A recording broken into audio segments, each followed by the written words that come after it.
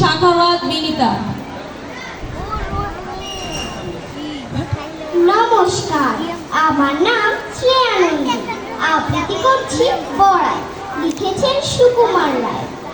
গাছের গোড়ায় গর্ত করে ব্যাঙ বেঁধেছেন বাসা, মনের সুখে গাল ফুলিয়ে গান ধরেছেন খাসা। রাজার হাতি হাওদা পিঠে এলে দূরে আসে, বাপরে বলে ব্যাঙ বাবাজি গর্তে ঢোকেন ত্রাসে। রাজার হাতি মেজাজ হাজার রকম চাল, হঠাৎ রেগে মটাত করে ভাঙলো গাছের ডাল। গাছের উপর চড়াই